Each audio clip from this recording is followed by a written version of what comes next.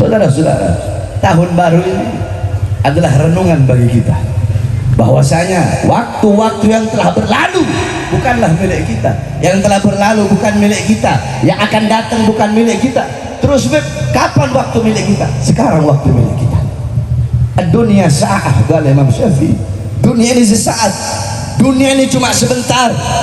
Al-Imam Ghazali berkata, kullu nafasin min anfasik kal jauhar la tugawwam bil.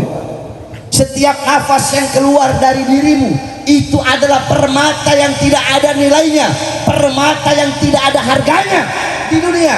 Apapun mau kau beli bisa. Kau mau cari apa di dunia? Emas gunung bisa kau dapatkan, pangkat jabatan setinggi apapun bisa kau dapatkan. Apa saja di dunia bisa kau cari, bisa kau beli. Tetapi umur tidak bisa kau dapatkan. Apakah bisa bapak ibu memberikan umurnya walaupun 1 detik kepadamu?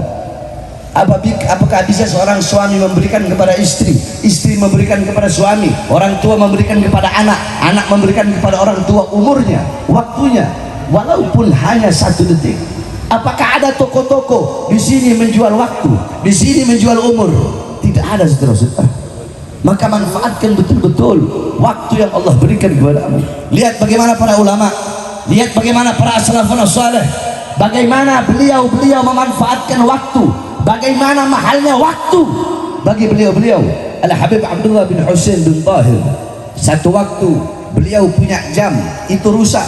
Ketika jam beliau rusak, maka yang memberi jam berkata, ya Habib, kenapa kau tidak pakai jam tangan yang aku berikan? Kata Habib Abdullah, jam tangan itu rusak, coba biar aku periksa. Ketika diperiksa, Habib, ini bukan rusak, tetapi baterainya harus diganti. Apa jawab beliau? Maaf, aku tidak punya waktu untuk mengganti baterai jam tangan. Mengganti baterai jam tangan hanya beberapa menit, tetapi beliau tidak mau mengeluarkan waktu beberapa menit untuk mengganti baterai jam tangan tersebut. Ada seorang ulama, ketika beliau mengajar, ketika beliau mencelupkan roti kering di tehnya, itu beliau celupkan sampai lunak, baru langsung beliau telan. Murid-muridnya berkata, ya Imam, kenapa tidak kau kunyah dulu roti tersebut? Apa kata beliau? Ketika aku mengunyah roti tersebut, maka aku menghitung setiap kunyahan roti itu menghabiskan waktu 2 menit.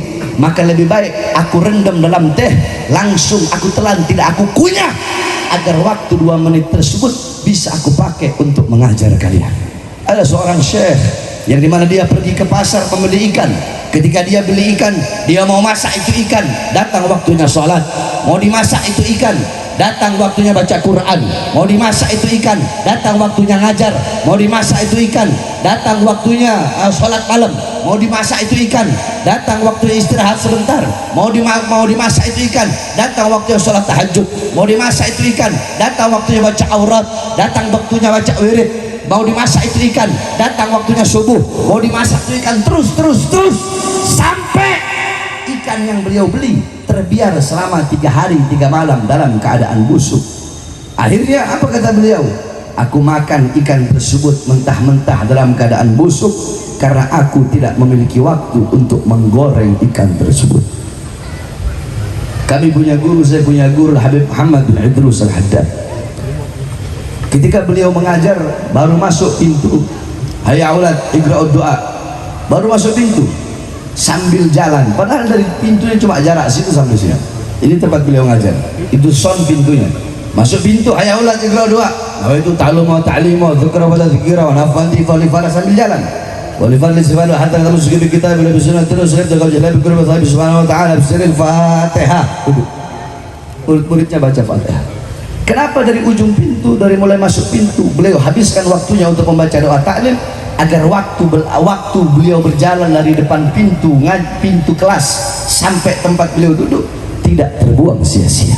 Pertanyaannya, saya, kalian telah berapa lama, berapa detik, berapa menit, berapa jam, berapa hari, berapa minggu, berapa bulan, berapa tahun waktu yang telah kita sia-siakan untuk hal-hal yang tidak berguna, untuk hal-hal yang tidak bermanfaat.